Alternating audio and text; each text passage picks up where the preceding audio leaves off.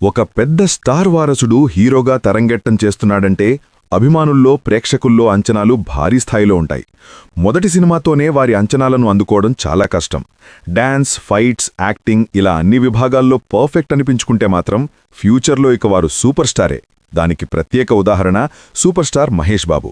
అందర్నీ అలరించి super hit అయిన రాజకుమారుడు బాక్సాఫీస్ విషయానికొస్తే మొదటి వారం సెన్సేషనల్ ఓపెనింగ్ సాధించిన ఈ సినిమా 80 కేంద్రాల్లో 50 రోజులు, 34 డైరెక్ట్ కేంద్రాల్లో 100 రోజుల షిఫ్ట్స్తో కలిపి 44 కేంద్రాల్లో 100 రోజులు, 3 కేంద్రాల్లో 125 రోజులు ప్రదర్శించబడి 10 కోట్ల షేర్ కలెక్ట్ చేసి బాక్సాఫీస్ దగ్గర సూపర్ హిట్గా నిలిచింది. తన మొదటి సినిమాతోనే 10 కోట్ల షేర్ మార్క్ కొట్టిన మహేష్ ఎక్సలెంట్ ఫీట్ సాధించాడు.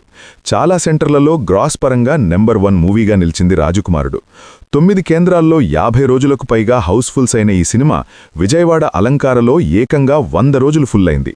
దేవి 70mm ఫస్ట్ వీక్ 7.1 లక్షలు కలెక్ట్ చేసి స్టేట్ రికార్డు సృష్టించగా, మిర్యాలగూడలో 9 లక్షల గ్రాస్ కలెక్ట్ చేసి టౌన్ రికార్డ్ క్రియేట్ చేసింది. ఇలా అన్ని చోట్ల మంచి వసూళ్లు కలెక్ట్ చేసి ఘన విజయం సాధించింది రాజకుమారుడు. పవర్ స్టార్ పవన్ కళ్యాణ్ యూత్లో పిచ్చ క్రేజ్ ఉన్న పేరు. ఇదొక రకంగా యూత్ ఐకాన్ అనే చెప్పాలి.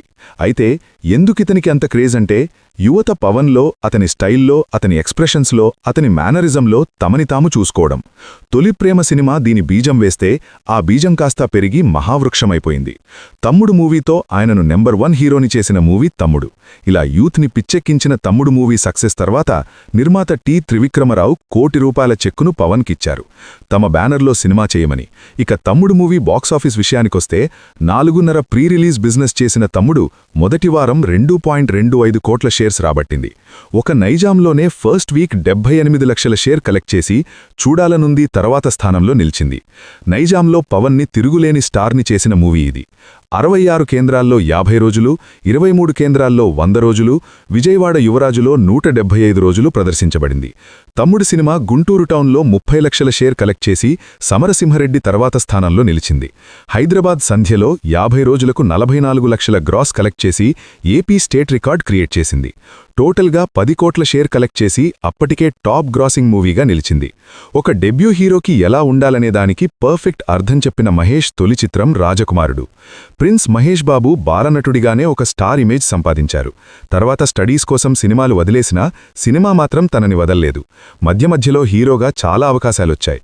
అయితే స్టడీస్ అయిపోయాక మాత్రమే మహేష్ని హీరోగా లాంచ్ చేస్తానని కృష్ణగారు ఖరాఖండిగా చెప్పేశారు. ఈ క్రమంలో 1994లో యమలీల వంటి బ్లాక్ బస్టర్ వదులుకోవాల్సి వచ్చింది. ఎట్టకేలకు 1998లో మహేష్ని హీరోగా లాంచ్ చేయాలని వైజాగ్లో సత్యానంద దగ్గర ట్రైనింగ్ ఇప్పించారు కృష్ణగారు. పూణే అండ్ రాజస్థాన్లో ఫైట్స్ అండ్ గుర్రపు స్వారీలో మెలకువలు నేర్చుకున్నాడు మహేష్. డైరెక్టర్ భీమనేని శ్రీనివాసరావు మహేష్ కోసం ఒక లవ్ స్టోరీ రెడీ చేసి కృష్ణగారికి వినిపించాడు. ఆయనకది నచ్చలేదు. కృష్ణవంశీ టేకింగ్ కృష్ణగారికి చాలా ఇష్టం. ఆయన్ని పిలిపించి మహేష్ని హీరోగా లాంచ్ చేయాలి, మీరు బాధ్యత తీసుకుంటారా అని అడిగారు. ఆయనకు టెన్షన్ మొదలైంది. ఒక పెద్ద స్టార్ కొడుకు అంటే ఎన్నో అంచనాలుంటాయి. డాన్స్, ఫైట్స్, రొమాన్స్ అన్నీ కావాలి. కానీ కృష్ణవంశీ ఓన్లీ కాంటెంట్ బేస్ ఉన్న మూవీస్ మాత్రమే చేస్తారు. తన టేకింగ్ ఒక కొత్త హీరోని లాంచ్ చేయడానికి పనికిరాదని భావించి, సారీ సార్, మొదటి సినిమా చేయలేను, కానీ తర్వాత మూవీ అయితే తప్పకుండా చేస్తా అని చెప్పారు కృష్ణవంశీ. Next B. గోపాల్ అనుకున్నారు. అదీ కుదరలేదు. తమ పద్మాలయ బ్యానర్లోనే మహేష్ గారిని ఇంట్రడ్యూస్ చేయాలని కృష్ణగారి ఆలోచన. అయితే ఈ విషయం తెలుసుకున్న అశ్వినీ దత్ కృష్ణను కలిసి మహేష్ని నాకు అప్పడించండి, మా బ్యానర్లో ఇంట్రడ్యూస్ చేస్తా అన్నారు. అంత పెద్ద ప్రొడ్యూసర్ అయితే ఏ భయం ఉండదని కృష్ణగారు సరేనన్నారు. కె. రాఘవేంద్రరావుని డైరెక్టర్గా అడిగారు. అప్పుడాయన జగపతిబాబుతో ఒక మూవీ చేస్తున్నారు. దాని తర్వాత చిరంజీవి, ఇద్దరు మిత్రులు చేయాలి, 6 నెలలు టైం పడుతుంది అన్నారు. కృష్ణగారు ఓకే అన్నారు. అలా మహేష్ కె. రాఘవేంద్రరావు గారి డైరెక్షన్లో హీరోగా పరిచయమవుతున్నదని న్యూస్ వచ్చింది. ఎప్పట్నుంచో ఇలాంటి వార్త కోసం వెయిట్ చేస్తున్న కృష్ణగారి ఫ్యాన్స్ అప్పుడే సినిమా రిలీజ్ అయినంత సంబరాలు చేశారు. అప్పటికే కృష్ణ ప్రైమ్ టైం అయిపోయింది. ఆ లోటు భర్తీ చేయడానికి కృష్ణ ఫ్యాన్స్ అంతా మహేష్ ఎంట్రీ కోసం ఎదురుచూస్తున్నారు. ఎట్టకేలకు అది నిజం అవ్వబోతుండటంతో వారి ఆనందానికి అవధులు లేకుండా పోయింది. అయితే మహేష్ కోసం ఎలాంటి మూవీ చేయాలో ఎవరికీ అర్థం కావటం లేదు. యాక్షన్, లవ్ స్టోరీ, కథ రెడీ చేయమని Raghavendra Rao order. 1998 August 9న Mahesh Babu birthday సందర్భంగా కథ, క్యాస్టింగ్ ఏమీ లేకుండానే పూజా కార్యక్రమాలు ప్రారంభించుకుంది రాజకుమారుడు. సినిమాకి అప్పటి సీఎం చంద్రబాబు నాయుడు గారు చీఫ్ గెస్ట్గా వచ్చి క్లాప్ కొట్టారు. మహేష్ బాబు ఎలా ఉన్నాడో చూద్దామని రాష్ట్రం నలుమూలల నుండి భారీ సంఖ్యలో ఈ ఓపెనింగ్కు వచ్చారంటే వారు ఎంతలా ఎదురుచూస్తున్నారో అర్థం చేసుకోవచ్చు. ఇక కథ మీద కసరత్తు మొదలైంది. Writer Satyanand Paruchuri brothers, co director Jasti Hemambaradharrao, Bhupatiraja లాంటి వారితో కథాచర్చలు సాగాయి. మధ్యలో భూపతిరాజా సైడ్ అయిపోగా సత్యానంద్ కథంతా రెడీ చేశారు. రాఘవేంద్రరావు గారి మార్పులతో మళ్లీ కథలో చాలా చేంజెస్ జరిగాయి. అలా 1999 జనవరి కల్లా కథ సిద్ధమైపోయింది. పరుచూరి బ్రదర్స్ డైలాగ్స్ రాశారు. మొదట హీరోయిన్గా అంజలా జవేరిని అనుకున్నారు. కానీ ప్రేమంటే ఇదేరా మూవీతో ఫేమస్ అయిన ప్రీతి జింటా మహేష్ పక్కన కరెక్ట్ జోడీ అని ఆమెను తీసుకున్నారు. అప్పటికే నెంబర్ 1 మ్యూజిక్ డైరెక్టర్గా ఎదుగుతున్న మణిశర్మ మ్యూజిక్ డైరెక్టర్. ఇలా అన్ని కార్యక్రమాలు పూర్తి చేసుకుని 1999 జనవరి లాస్ట్ వీక్ నుండి రెగ్యులర్ షూటింగ్ ప్రారంభించుకుంది మహేష్ తొలి చిత్రం టైటిల్ రాజకుమారుడు. పర్ఫెక్ట్ టైటిల్ అని అంతా అన్నారు. కేవలం టైటిల్తోనే మరింత అంచనాలను పెంచేసింది ఈ మూవీ. వైజాగ్ బూటీ, మనాలి, అన్నపూర్ణ, పద్మాలయ, రామానాయుడు, రామోజీ ఫిల్మ్ సిటీ, మహారాష్ట్రలోని ఖండాలా తదితర ప్రాంతాల్లో షూటింగ్ అంతా కంప్లీట్ చేసుకుంది రాజకుమారుడు. సినిమా బడ్జెట్ 4 కోట్లు. అలా 116 థియేటర్లలో 1999 జూలై 30న రిలీజ్ అయింది రాజకుమారుడు. కృష్ణగారి ఫ్యాన్స్ తమ యువరాజుకు అత్యంత గ్రాండ్గా వెల్కమ్ చెప్పారు. అప్పటికి ఎవ్వరో చేయని భారీ హంగామా చేశారు. థియేటర్స్ దగ్గర కటౌట్స్, లైటింగ్స్తో ఒక పండుగ వాతావరణాన్ని క్రియేట్ చేశారు. హైదరాబాద్, వరంగల్, విజయవాడ, తెనాలి, మండపేట, కర్నూలు, గాజువాక ఇలా ప్రతి సెంటర్లో నెవర్ బిఫోర్ హంగామా చేశారు.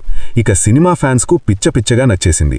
ఒక డెబ్యూ హీరో తెరంగేట్రం ఎలా ఉండాలనే దానికి పర్ఫెక్ట్ ఎగ్జాంపుల్ రాజకుమారుడు. నవరసాలు కలగలిపిన ఈ మూవీ ఫ్యాన్స్తో పాటు మిగిలిన ఆడియన్స్ను కూడా ఆకట్టుకుంది.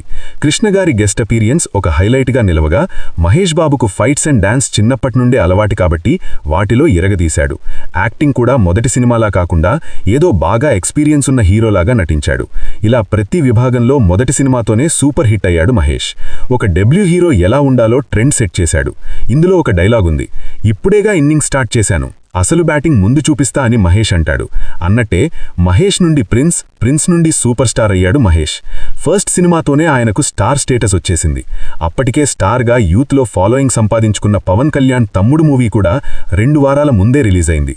అప్పటి నుండి వీరిద్దరి మధ్య పోటీ ప్రారంభం కావటం విశేషం. కాగా ఈ సినిమాకి మహేష్ తీసుకున్న రెమ్యూనరేషన్ 25 లక్షలు.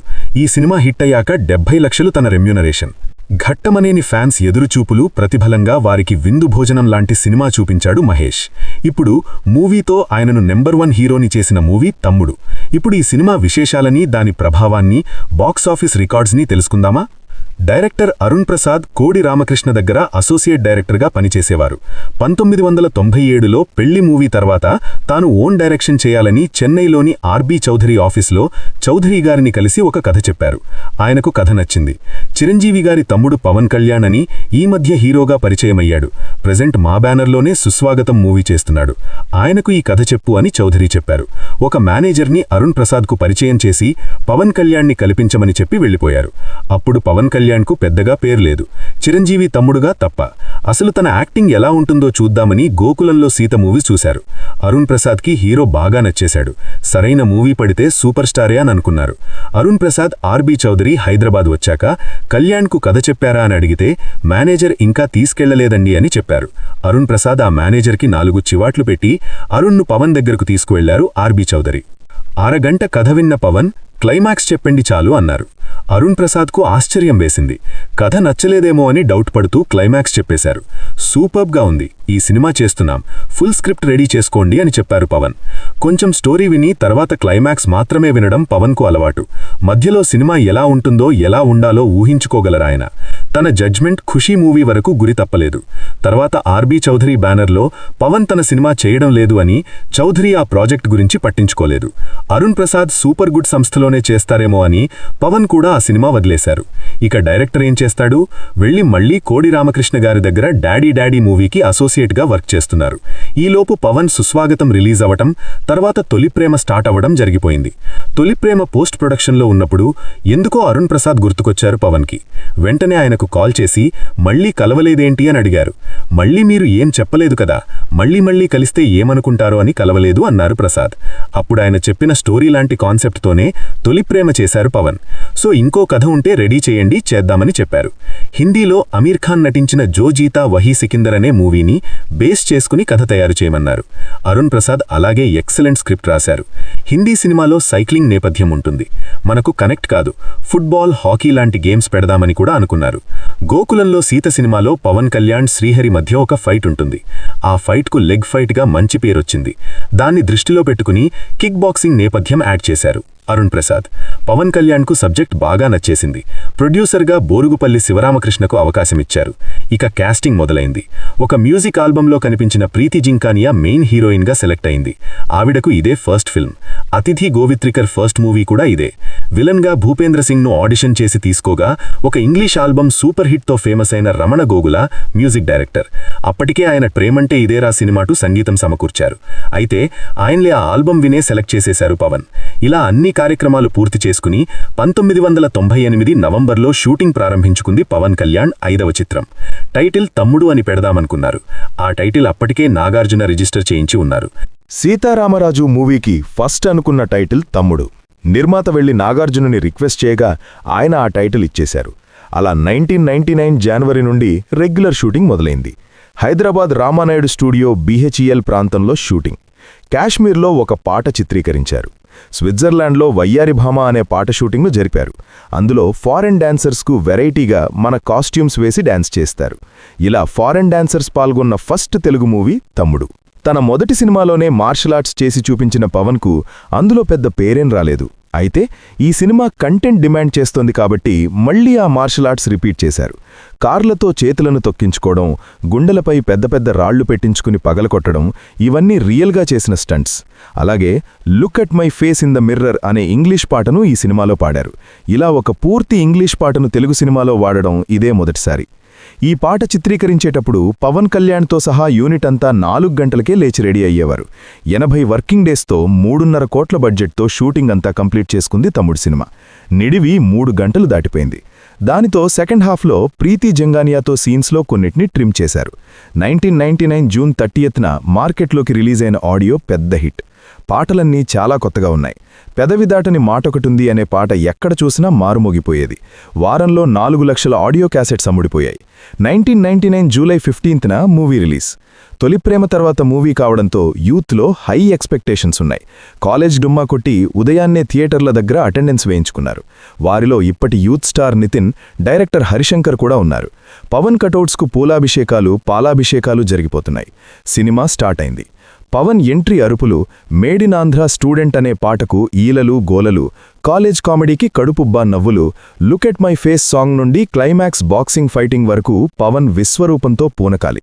Pawan Kalyan dressing, Pawan hair style, Pawan mannerism, ముఖ్యంగా స్క్రీన్ ప్రెజెన్స్ అంటే ఏంటో అర్థం చెప్పిన పవన్ కళ్యాణ్. ఇలా సినిమా అంతా పవన్ కళ్యాణ్. యూత్ అంతా వెర్రెక్కిపోయి మ్యాట్నీలకు కూడా వెళ్లారు. ఆయన్నను తనివి తీరేలా కుర్రగారు తమని తాము పవన్ కళ్యాణ్లో చూసుకున్నారు. తర్వాత ఎవరైనా బలాదూరుగా పనీపాట లేకుండా తిరుగుతున్నావేంట్రా అంటే ఐఎమ్ పవర్ స్టార్ ఫ్యాన్ అని తమ్ముళ్ళో హీరో క్యారెక్టర్ని ఊహించుకోవడం అలవాటైపోయింది యూత్కి. యువతని పిచ్చి పట్టేటట్టు చేసిన సినిమాలు శివ, ప్రేమదేశం, తమ్ముడు. పవన్ని యూత్ ఐకాన్గా మార్చి కాలేజ్ స్టూడెంట్ అంటే వాడు పవన్ ఫ్యానే అనేలా చేసింది తమ్ముడు. ఇప్పుడున్న పవన్ ఫ్యాన్స్ని మీరు ఏ సినిమా నుండి ఆయనకు ఫ్యాన్స్ అయ్యారు అని అడగండి, 95% తమ్ముడు సినిమా అనే చెబుతారు. ఇలా పవన్ మానియాతో బ్లాక్ బస్టర్ అయిన తమ్ముడు తన నెంబర్ 1 హీరో ప్రస్థానానికి నంది పలికింది.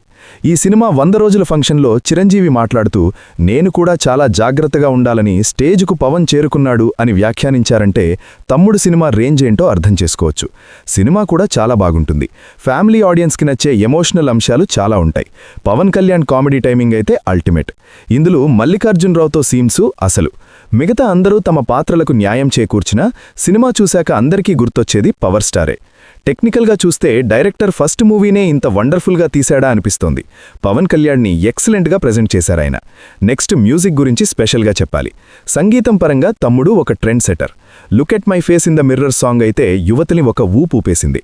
ఇప్పటికీ ఆ సాంగ్ వింటుంటే ఏదో తెలియని energy. Ramana Gogula over night star music director అయిపోయారు. తన వాయిస్ పవన్ కళ్యాణ్కి పర్ఫెక్ట్గా సెట్ అయింది. ఇలా యూత్ని పిచ్చెక్కించిన తమ్ముడు మూవీ సక్సెస్ తర్వాత నిర్మాత టి. త్రివిక్రమరావు ₹1 కోటి చెక్కును పవన్కిచ్చారు. ఈ వీడియో మీకు నచ్చుతుందని ఆశిస్తూ లైక్, షేర్, సబ్స్క్రైబ్ చేయండి. థాంక్యూ.